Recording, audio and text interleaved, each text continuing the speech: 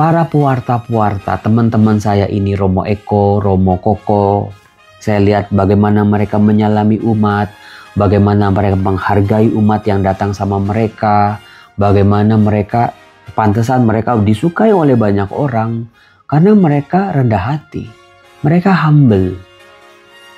Ada beberapa poin-poin yang saya lihat dalam diri mereka berdua ini, yang gak salah sih mereka disukai oleh umat, gak salah mereka itu pewartaannya betul-betul menyegarkan, dan gak salah doa-doa mereka juga penuh dengan Roh Kudus, kerendahan hati. Salam damai sejahtera saudara-saudaraku yang terkasih, pencinta firman Tuhan. Berjumpa kembali dengan Bible Learning with Father Joseph. Saudara-saudaraku, bagaimana kabar Anda hari ini? Dimanapun Anda berada, silakan buka hati kita masing-masing, supaya Tuhan sudi turun ke dalam diri kita, merasuki kita dengan kebaikan-kebaikan, dengan berkat-berkat-Nya. Ya Tuhan, ku buka hatiku, tinggallah dalam hidupku Tuhan. Tinggallah Tuhan, sebab saat ini aku sangat membutuhkan pendampingan-Mu. Tuntun aku Tuhan, sertai langkahku Tuhan. Jangan biarkan aku berjuang seorang diri. Tuhan Yesus, berkatilah anak-anak-Mu ini. Kiranya Engkau mengasihani kami. Kiranya Engkau memberkati kami. Kiranya sinar wajah-Mu menyinari kami. Dalam nama Bapa dan Putera dan Roh Kudus. Amin. Waduh, Romo Yosef kalau pakai baju batik yang begini nih, keren banget itu Romo. Saudara-saudara, ini jam 11:30 malam. Saya bikin video ini di kota Bandung. Baru aja selesai acara. Ngapain lagi Romo Yosef di kota Bandung? Bukankah sejak pulang dari Yunani Roma itu, Romo kan udah pergi ke Bandung lagi tuh. Terus pulang dari Bandung ke Sentul, Bogor. Terus balik lagi ke Jakarta. Terus sekarang udah di Bandung lagi Romo. Iya. Saya diundang oleh sebuah panitia dalam rangka penggalangan dana pembangunan gereja. 2 buah gereja di kota Bandung. Ada Bapak Uskup Anton.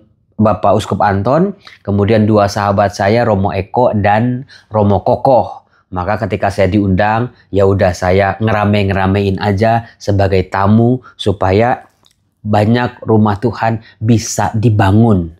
Saudara-saudaraku, bagaimana sih kasih Tuhan itu menyentuh kehidupan setiap orang?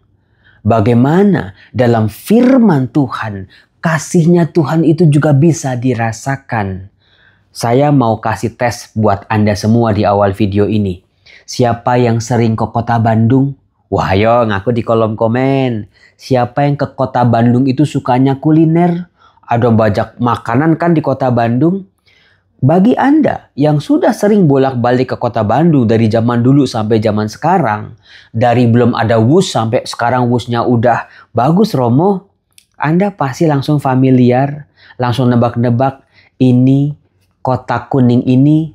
Pasti Anda sudah sangat kenal bukan buat Anda yang sering ke kota Bandung. Iya Romo, meskipun nggak ada tulisannya, Anda pasti bisa menebak ini apa. Ya, Anda betul. Isinya adalah makanan, betul. Mereknya apa? Bawean. Bawean apa sih Romo? Nah ini dia. Ini bawean ini. Saya tadi dikasih sama panitia. Nah ini dia. Isinya roll cake. Ini sangat terkenal dari zaman dulu. Saya suka ini. Tapi sekarang saya udah gak boleh makan gini-ginian. Besok seminar besok itu saya akan jadiin giveaway.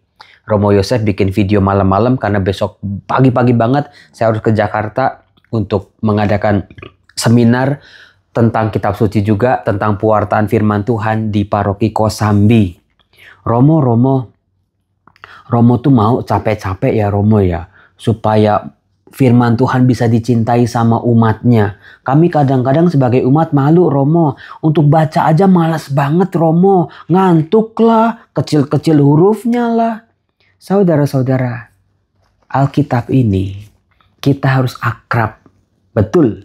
Kalau Anda tadi ke Bandung, sering pergi bolak-balik Bandung, Anda familiar bukan? Oh ternyata itu pasti kotaknya kue bawean. Nah kalau firman Tuhan dibaca lagi, meskipun saya tahu Anda sudah sering baca ini, udah sering coret-coret, udah pernah dengar kisahnya, udah pernah dengar pengajarannya bahkan.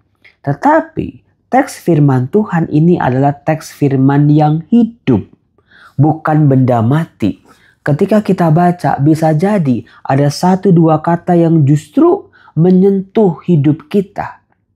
Justru mungkin kisahnya mah udah sering. Tapi kenapa Romo? Begitu saya dengar hari ini kata ini kok betul-betul nyentuh banget kehidupan saya Romo. Nah maka dari itu saya mau mengajak Anda semua di hari Minggu ini gereja merayakan Bunda Maria diangkat ke surga. Bagaimana diambil bacaannya itu dari Lukas bab 1 ayat 39 sampai 45. Coba yuk kita gali-gali, kita korek-korek apa sih yang bisa menyentuh hidup saya Romo saat ini. Saat saya sedang jerit-jerit Romo, saat saya hampir putus asa, saat saya Romo udah mulai gak percaya dengan kekuatan doa-doa saya Romo. Ketika saya rosario aja udah males-malesan Romo. Ketika saya lebih banyak lupa doanya Romo daripada ingetnya. Yuk kita baca. Dikatakan beberapa waktu kemudian. Nah itu, beberapa waktu kemudian. Itu mengajak kita untuk bertanya sebelumnya ada apa? Sebelum kisah itu Maria didatangi oleh malaikat Gabriel. Dikatakan berangkatlah Maria dan langsung berjalan ke pegunungan menuju sebuah kota di Yehuda. Perjalanannya lumayan jauh untuk ditempuh saudara-saudara pada zaman itu. Karena Maria tinggal di sebuah kota di Galilea bernama Nazaret. Dikatakan di situ Maria masuk ke rumah Zakaria dan memberi salam kepada Elisabet. Silakan Anda pikir-pikir, Anda ingat-ingat kata-kata apa dari teks kitab suci ini yang saya bacakan tadi yang menyentuh hidup saya Romo saat ini.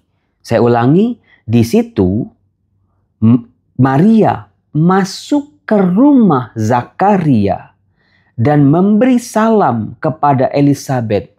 Bisa jadi mungkin Anda Romo, tadi tuh saya di gereja ketemu orang yang saya nggak suka, orang yang suka nyinyir, orang yang suka musuh saya itu Romo. Saya sengaja Romo nggak beri salam sama dia. Betul apa betul?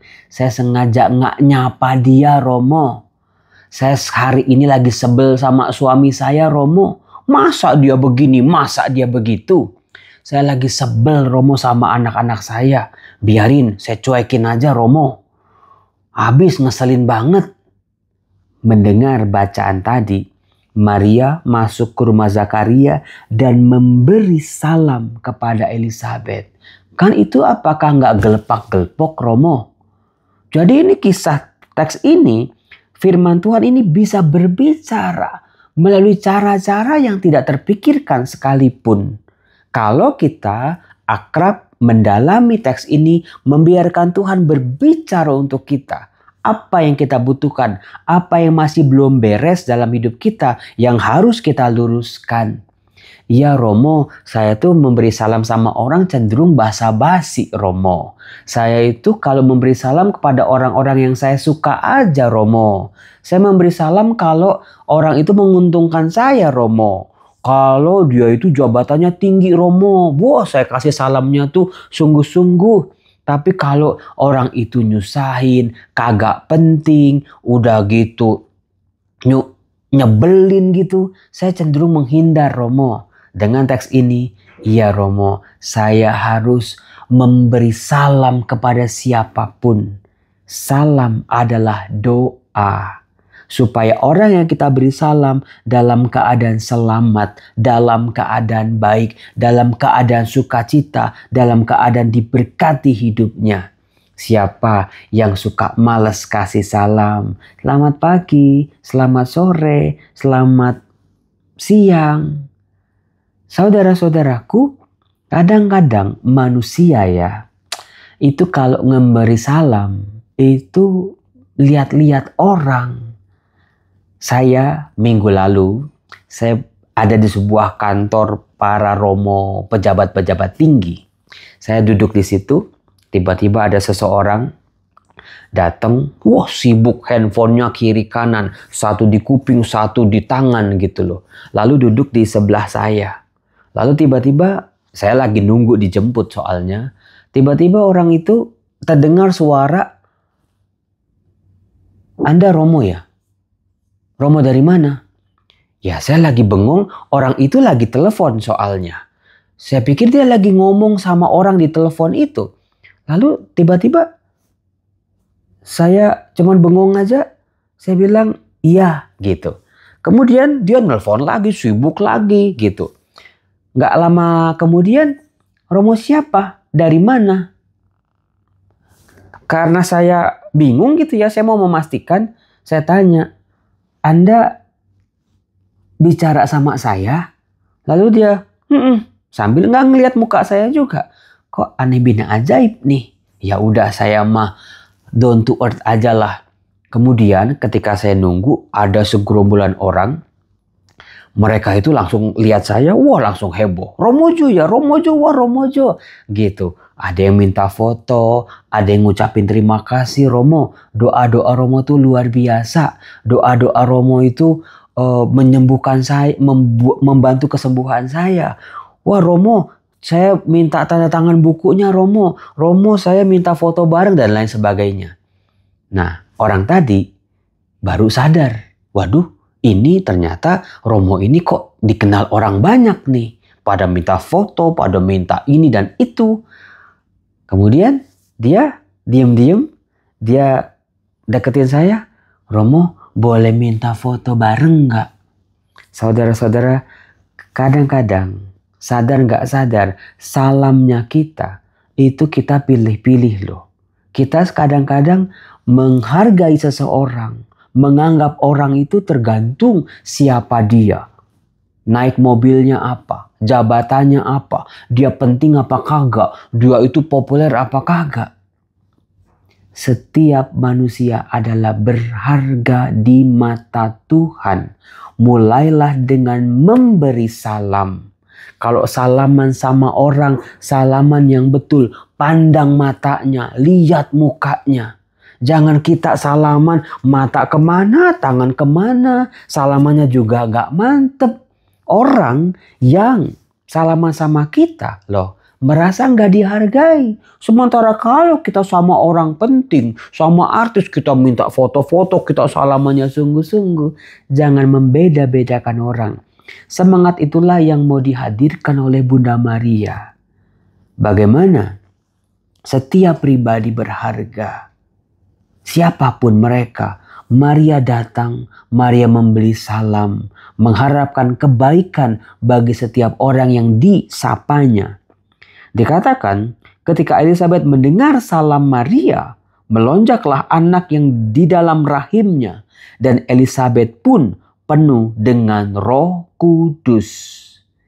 Baru ngerti sekarang kenapa Romo kalau saya doa salam Maria itu bukan sembarangan. Karena salamnya Maria yang masuk ke telinga Elizabeth, Maria yang datang berkunjung ke rumahnya Elizabeth, salamnya itu penuh kekuatan. Karena apa? Karena ada Yesus di dalam Maria. Maria membawa bayi Yesus yang ada dalam kandungannya. Maka dari itu salamnya Maria itu tidak seperti salam yang biasa. Maka enggak heran bayinya, siapa nama bayinya? Yohanes Pembaptis pastinya, melonjak kegirangan dan Elizabeth sendiri pun penuh dengan Roh Kudus. Maka di sini kita bisa belajar kalau kasih salam, kalau salaman sama orang, kalau menyapa orang, apakah salamku itu memberi semangat pada orang itu? Apakah salamku ini memberi harapan yang baik pada orang itu? Jangan kita salamnya asal-asalan bikin orang-orang sebel sama kita. Belajarlah dari Maria. Maka di sini saudara-saudara, saya betul-betul melihat para pewarta-pewarta, teman-teman saya ini, Romo Eko, Romo Koko. Saya lihat bagaimana mereka menyalami umat, bagaimana mereka menghargai umat yang datang sama mereka, bagaimana mereka, pantesan mereka disukai oleh banyak orang, karena mereka rendah hati, mereka humble. Ada beberapa poin-poin yang saya lihat dalam diri mereka berdua ini, yang gak salah sih mereka disukai oleh umat, gak salah mereka itu pewartaannya betul-betul menyegarkan, dan gak salah doa-doa mereka juga penuh dengan Roh Kudus, kerendahan hati. Belajarlah dari Maria. Salamnya memberi kekuatan, salamnya membuat orang berjumpa dengan kuasa Allah. Lalu Elizabeth berseru dengan suara nyaring, "Diberkatilah engkau di antara semua perempuan, dan diberkatilah buah rahimmu. Siapakah aku ini, sampai ibu Tuhanku datang mengunjungi aku? Sebab sesungguhnya ketika salammu sampai kepada telingaku, anak yang di dalam rahimku melonjak kegirangan." Nah, ada sesuatu yang dikatakan oleh Elizabeth kepada Maria. Dan berbahagialah ia yang telah percaya, sebab apa yang dikatakan kepadanya dari Tuhan akan terlaksana. Saudara-saudaraku yang terkasih, Maria setelah menerima kabar malaikat, beberapa waktu kemudian Maria mengolah pesan itu. Maria mengolah tugas tanggung jawabnya. Segala resiko-resikonya diolah oleh Maria. Dalam hasil pengolahannya itu, Maria mengunjungi Elizabeth untuk membantu Elizabeth dalam proses persalinannya. Luar biasanya adalah Maria menjadi percaya bahwa apa yang dikatakan Tuhan kepadanya akan terlaksana. Saya mau kembali ke bacaan hari Sabtu. Itu di mana di kitab Ulangan, Musa berkata, "We'ahavta Adonai Eloheka, vekol levevka, vekol meotka, vekol nefeshka." Ada satu kalimat yang saya suka, "Kasihlah Tuhan Allahmu dengan segenap kekuatanmu." Nah, ini dia. Kasihlah Tuhan Allahmu dengan segenap kekuatanmu. Wah, Romo, saya mau mengasihi Tuhan, Romo, dengan segala kekuatan saya, daya upaya saya, Romo, kemampuan-kemampuan manusiawi saya. Saudara-saudaraku yang terkasih, kitab Ulangan ini bagaimana didalami oleh pemazmur ratusan tahun kemudian. Bagaimana pemazmur berkata, "Kasihlah Tuhan kekuatanmu." Di situ saya langsung, waduh, digelepok-gelepok nih. Aku mengasihi Tuhan, sebetulnya kekuatanku apa sih? Kekuatan seorang Romo Yosef, kekuatan seorang Romo Koko, kekuatan seorang Romo Eko, kekuatan para imam, kekuatan para pewarta, kekuatan para gembala, kekuatan kita sebagai orang beriman. Apa sih sebetulnya? Fitness gitu tiap hari sampai kuat, sampai keker badannya. Kekuatannya apa? Duit yang ber-MM. Kemudian jabatannya yang tinggi-tinggi menjulang ke langit. Pemazmur mengatakan kepada kita, "Kasihlah Tuhan kekuatanku." Aku mengasihi Engkau Tuhan, kekuatanku. Pemazmur sadar kekuatan yang dimilikinya bukan berasal dari dirinya sendiri, bukan apa yang dia terima, apa yang dia punya, apa yang dia miliki. Kekuatanku adalah Tuhan sendiri. Nah, saudara-saudara, kekuatan ini tetap harus dilatih. Kekuatan ini harus betul-betul diasah. Caranya adalah menambahkan porsi rasa percaya kita pada Tuhan. Belajarlah dari Maria bagaimana mengolah kehidupannya, mengolah imannya untuk percaya. Sampai tidak ada lagi kebimbangan, tidak ada lagi keraguan-raguan. Para murid Yesus juga diajak hal yang sama. Bagaimana Petrus berjalan di atas air, imannya goyang, maka dia nyemplung lagi. Saudara-saudara, kalau saya boleh tanya kepada Anda, Anda sudah meletakkan rasa percaya Anda, sadar maupun tidak sadar pada Tuhan, udah di berapa levelnya? Level 1 paling kecil, level 10 paling besar. Dimanapun level itu, selalu tambahkan, minta rahmat sama Tuhan. Ya Tuhan, tambahkanlah imanku, supaya aku semakin bisa percaya kepadamu. Itu butuh rahmat Tuhan. Rahmat itu bekerja dalam diri Maria, saudara-saudara. Semoga rahmat itu juga bekerja dalam diri kita. Apa sebabnya? Karena ada begitu banyak sekali hal yang membuat manusia ini ragu-ragu terhadap kemahakuasaan Tuhan, terhadap kekuatan Tuhan, terhadap kemampuan diri kita sendiri. Betapa kehidupan, kenyataan yang kita hadapi mengikis rasa percaya kita sedikit demi sedikit. Sampai secara nggak sadar, kok sekarang kalau doa hambar ya. Rasa percaya sama Tuhan nggak kayak dulu. Karena kita nggak menambah rasa percaya kita dikit, setetes demi setetes, setiap hari, setiap saat. Tapi makin membiarkan diri kita digerogoti oleh segala macam kebutuhan, masalah sakit penyakit kita. Maka dari itu saudara-saudara, tambahkan rasa percaya kita pada Tuhan. Jadilah manusia yang baik dulu, yang bisa menghargai setiap orang tanpa pandang bulu, yang betul-betul bisa menyinarkan kebaikan-kebaikan Tuhan. Semoga itu semua terjadi dalam kehidupan kita ya. Tuhan Yesus memberkati kehidupan kita. Saya mohon maaf, saya kemarin janji saya mau bikin video buat sama Romo Eko dan Romo Koko, tapi mereka kecapean. Saya nggak tega. Biarlah mereka istirahat dulu. Salam damai sejahtera. Tuhan Yesus memberkati kita semua. Bye-bye. Selamat hari Minggu.